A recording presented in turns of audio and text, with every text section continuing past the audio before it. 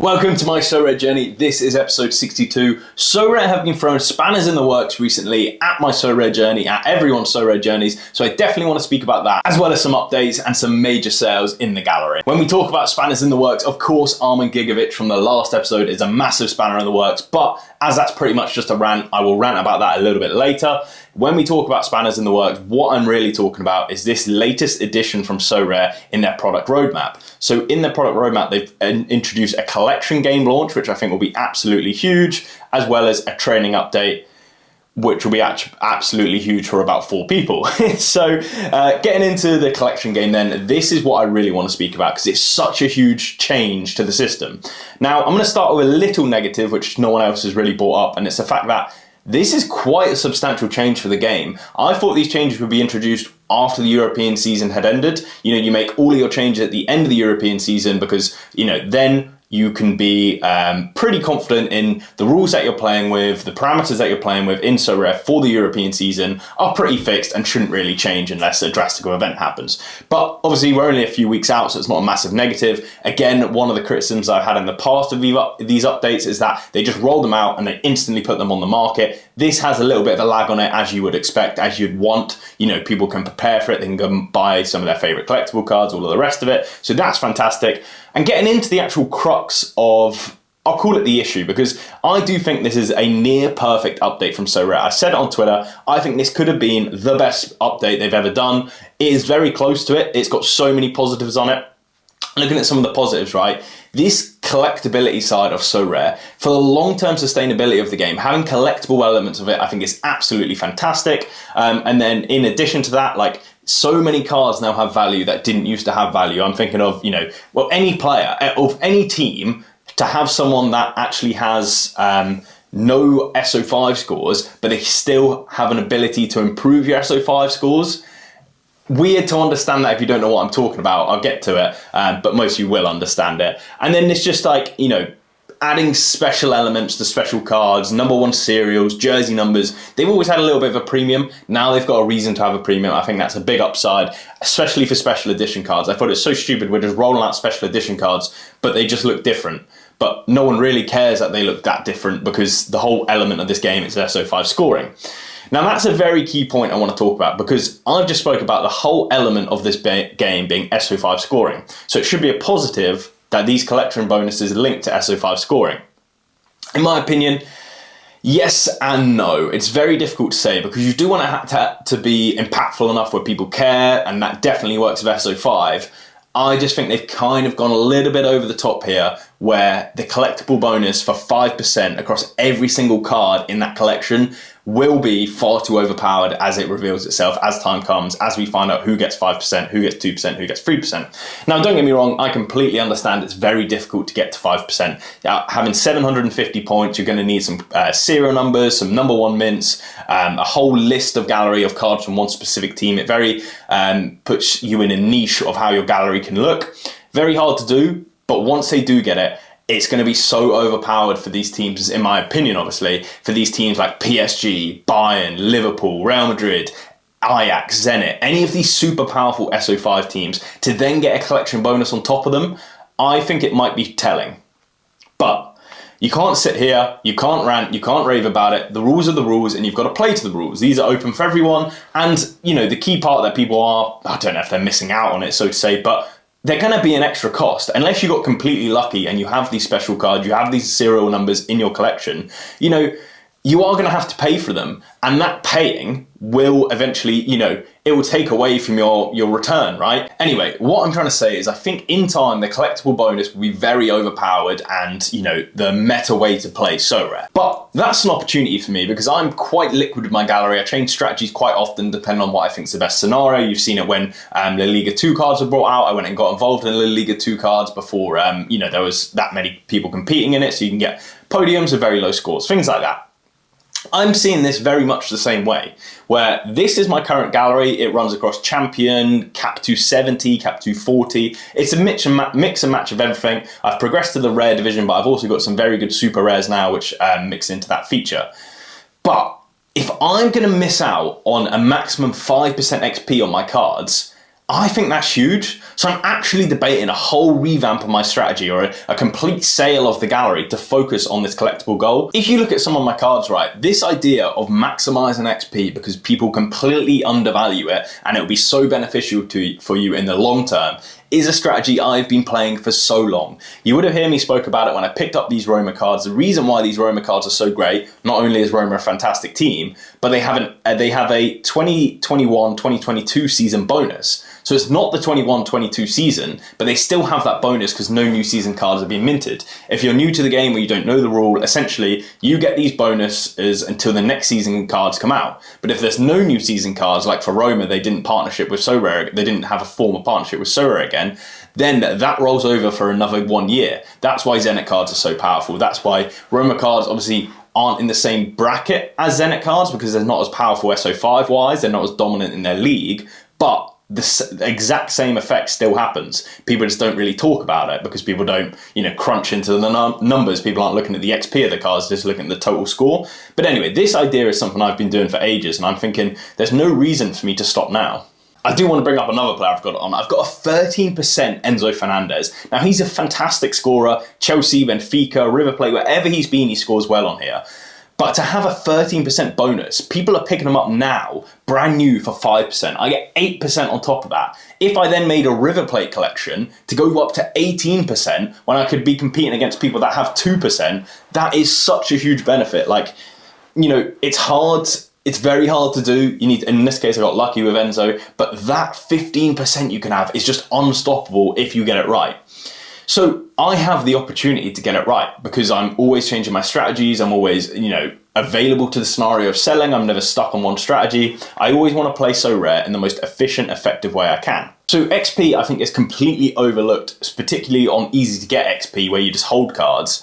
So I really want to, position my gallery towards collections just to be better on SO5. There's a lot of decision making to do. How much is it going to cost me? What team do I go for? How many special editions do I go for? Or do I just go for more cards are better? Lots of things I actually haven't decided. I'm still kind of calculating them all in the background or, thinking it through. But I've genuinely not ruled out just selling everyone because something big has happened today. I've actually just sold my most expensive card. Super rare Edgar Badia. I got a very lovely offer from Foot Sheriff on him. We discussed it for a while. He's a very nice guy to speak to, so shout out to him. But, the sort of valuation I was getting is the sort of value I'd let him go for. If you look at the price I got him for, if we're looking in ETH, I got him for 0.572 in April, so that was last month essentially. So in that time, he's managed to pick up, I think, one reward, Gigovich, of course, in my gallery. But on top of that, I have sold him for what I calculated at the time to be a 65% profit. I got 0.9438 and I picked him up for 0.572 ETH. I mean, it's just those type of margins you can't really turn down. Now, Foot Sheriff hasn't got an awful deal. He's not just massively overpaid for him. Edgar Badia has put up some of the most fantastic scores. He just put up a 98 against Atletico Madrid. Obviously, at bottom of the league, that was a huge performance, as well as, a 77 and a 65. He's really turned up his performances since I bought him, thankfully. And of course, that leads to his rare price improving. So last sale was £305. If we look back to, when I was buying him, it was a lot lower at the 260. So the problem is, in super rares, or the benefit of super rares, is that because they're so scarce, if you want one, you have to pay the price that someone's willing to pay. That price was paid for me, and I thought 165%, 65% profit, I have to take it in 1 month on my most expensive card, especially when I'm leaning towards these collectabilities. It's such a spanner, because my gallery, I was absolutely loving it. There was so many top performers in there, mixed with undervalued players, mixed with up-and-comers. Literally everything was folding together perfectly. And now I've not thrown it away because obviously I thought about this transfer for a long, long time, but I'm going to have to redo it.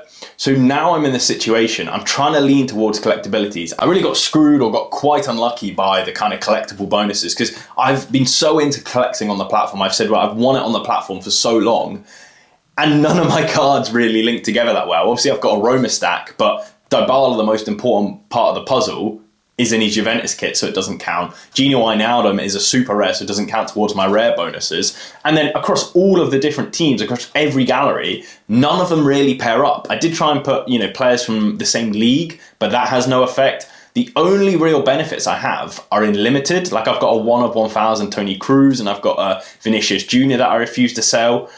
And to be honest, another spanner in the works, I'm debating going back into limiteds, maybe? I don't know. Like every card I seem to look at. Let's take Andres Fernandez, right? So I think this guy's a fantastic scorer. You can pick him up for £6, £4, £5. But in rare, he's selling for like £105. So essentially it's like 20x his rare price. And everyone has been panic selling limiteds. There's loads of supply, but there's 10 times more supply than rares. But rares have about 10 times less people less interested in playing them. The reason I got into limited so early and I was so successful in it is because no one really believed in them. But just looking at the numbers, they're exactly the same product. They do exactly the same thing. Just one of them is the cheaper version where you can get more cards. One of them is the expensive version where you get less cards.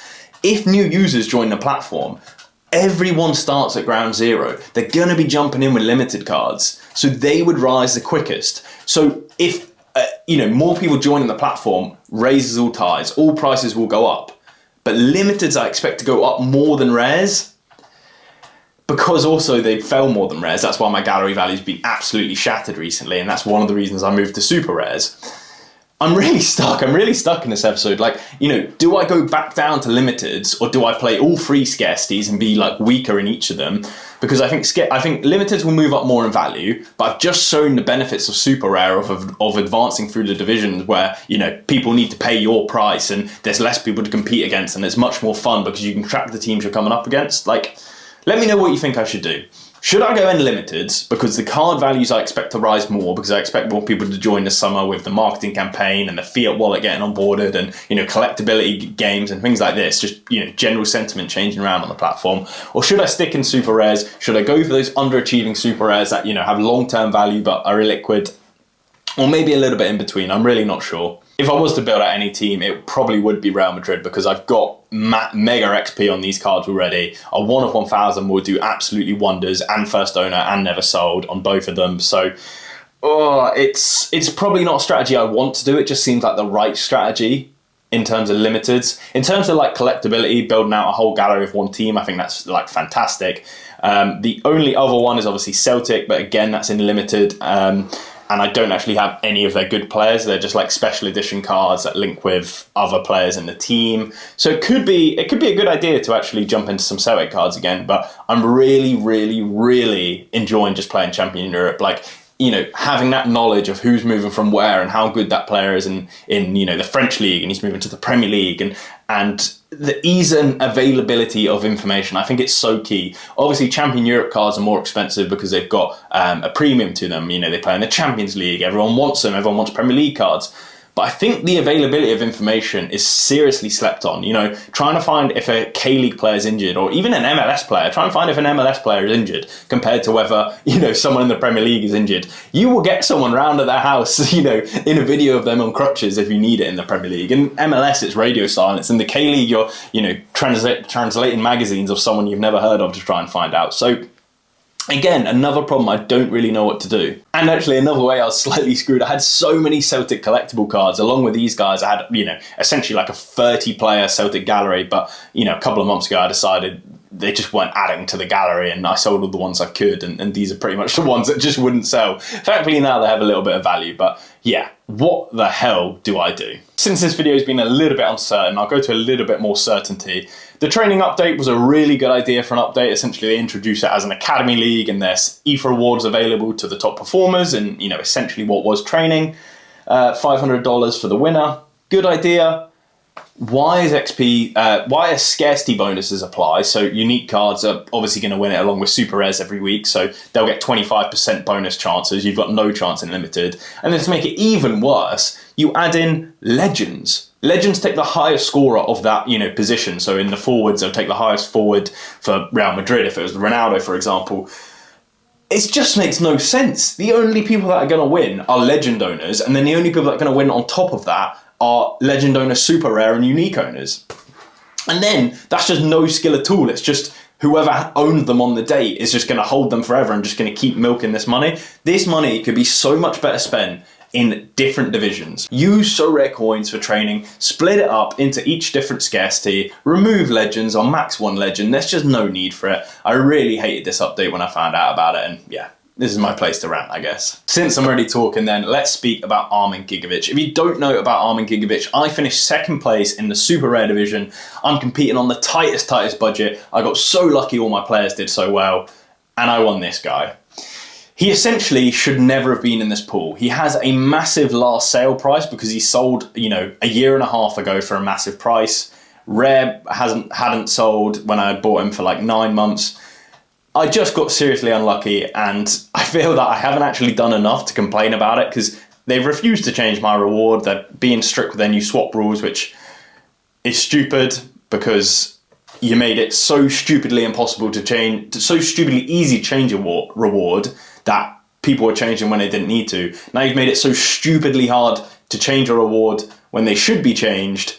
You've screwed both ends of it. So somewhere in the middle, please. And I just want to go on a little rant to show how bad this is, because this guy is selling for £1 or £2 in limited, whereas any other week you look at is going to be selling for so much more. Second place this weekend, Hajjal Wright, never heard of him, average scores, doesn't matter, sells for £8 in limited. His super rare, also had, I think, the issue where it sold for loads. So yeah, thankfully it sold at least this year for £1,000. Like, that guy would be absolutely loving it. But if you compare the difference between £100, his price now, and £30, the difference obviously being £70, you times that by 5 for the difference in super rares, and that's me losing out on for 350 quid. So I've just essentially lost out on my Sorare journey for 350 quid through no fault of my own because the reward system simply isn't good enough. A reward system that people have flagged this issue multiple times, and since I've had the issue, I've had other people come to me and had the same issue. It's really not good enough. I'm as honest, I'm as blunt on this Sorare journey as I can be. That's essentially my personality. But at the same time, it's not fair, it's not right. Do something to fix your game. Even if you don't correct it for me, correct it for the people going forward in this game. I'm going to stop ranting. I understand every one of you have probably clicked off. Let's get back to improving on Sorare. I'm stuck on what to do, but I've already got about £1,000 of ETH in the gallery, just shy of £1,000, right? I need to raise a little bit more funds, and then I can have a clear idea of what I want to do, because it's all good saying, I'm going to go and get a PSG stack of the new season cards. Actually, if we're talking about the ultimate strategy, I was going to keep this to myself, but I don't think it's too, unbelievably unknown strategy that it will crush it, and not that many people watch my videos anyway. So the best strategy that you could possibly have on Sorare, the start of next season, get as many cards from the same team that are going to do well for the season. Obviously, who knows who's going to do well next season, who's got a crystal ball. PSG, Bayern, they always do well. Any of the top Premier League clubs. It's essentially, I don't think it really matters what team you pick up unless you have a seriously underperforming team. Pick up a stack of a whole team, get a couple of 1 of 1000s, get a couple of jersey mints, absolutely get the 5% XP, get them all in the new season edition cards. You get 5% bonus for the new season cards. You get a 5% bonus for the collectability bonus. You're starting on 10%. On top of that, every game week your players play, they're going to rise in value or rise in XP because of the multiplier on the XP from training and from playing on the game. So every week they'll get more powerful. Essentially, if you get the best collection of that team, no one can beat you that has those cards because you'll have them maxed out, juiced to the absolute max. And then in terms of stacking versus non-stacking the discussion, it's tough to say which one's better, honestly, because stacking, obviously, you have all your players perform well in the same team, so that's beneficial, but at the same time, it caps your upside because it's, if you want to get the very high podiums, you're going to need hundreds from every player, and unless your team won 6-0, you're not going to get hundreds from every player. Yes, you don't need hundreds, 80 pluses, you know what I mean. So, essentially, if that's the ultimate strategy, that's what we want to do for next season. Have a boatload of ETH as soon as it comes out. Get into the rare market, buy as many from the same club as you can. I'm going to go with PSG, for example. Buy all the PSG players. Every game week you go on, they'll get more powerful. You'll get even harder to beat. You'll be, accumulating rewards as you go, compounding them all. It would be the most fantastic idea. The problem is the market's so low at the minute. if I stay out of the market for the whole of the summer transfer window, prices might have, doubled or gone up 50% by the time, and then I've missed out. So do I sell a couple of players now, get into limiteds, flip them for the start of summer, and then go into a long-term super rare team, rare pro team? I think that's the ultimate strategy, but it's very hard to pull off, very risky. So that is all of the thoughts in my brain. If you want to ask me about them, go for it. But yeah, I think that's the ultimate strategy. Anyway, who can I raise money for? I've just sold my goalkeeper, Edgar Bidet. I would love to sell Rui Patricio at £703. The problem is he's not going to be worth £703, worth about £423. But he's a Roma stacker. He's actually one of the only guards that work in the collectability. And the first team I'm kind of thinking of stacking and getting a collection bonus on is Roma. Please go check out my Roma vlog. I went to Rome. I watched their semi-final game against Bayer Leverkusen. I think I made a fantastic vlog. I just had an awful thumbnail, awful title. Not many people wanted to watch it because of that, and maybe other reasons as well. But I put so much effort and work into it. I'll link it up here. Please go watch it. But yeah, in love with AS Roma at the minute. It would be great to have their stack. Mo Simican, I think, is really undervalued. Roma, Yuri Tillemans undervalued as soon as he gets a new club. Gigovic is impossible to sell because he's the world's most awful player and I got screwed with my reward. Unai Simon. I could sell Unai Simon, actually. That would be a good one. How much is he selling for? 506. That's an interesting one. The only problem is I can't sell him this week because his last 15 is 38 and he's going into a really powerful cap team. I'll show you it in a minute. Trippier is someone I'm thinking of selling off. That could be a cool one. Can't sell Pellegrini. Coman. So I could raise some big money between Trippier, Coman, Unai Simon. The only thing that would make me not want to sell Unai Simon is this Julian Agret-Bliaza. Don't think I've got his name right once on this journey. I just think he's got such a good chance of getting the first time job in a team next year. I'm not sure which team, that if I hold both of them, I have both sides. I think I could sell that, right? So Unai, Trippier and Coman raise money. Maybe a Maddison, because you have that risk of where he's going. One of the things I didn't speak about when I sold Edgar Bidet, the super rare goalkeeper, we don't know where he's going to be next season. Obviously, I think it'll be Elche, but there's a lot of risk associated with that. Whereas, any of these players like Trippier, we know where he's going to be. Coman, we know where he's going to be, right? Volland, I've skipped over. Keeps ruining my game weeks, but, expected to move back to the Bundesliga. Kimmich could be good to sell, but, are you going to sell the best player in the game? 76, 71, 70. And then I'm kind of out of money already. These are not players I want to sell, except for Danilo, who's already on the transfer list as part of the Edgar Bidet deal. Oof, it's tough to say what to do. There's definitely a couple of people I could sell there. The only thing stopping me, the next spanner in the works, 5% tax.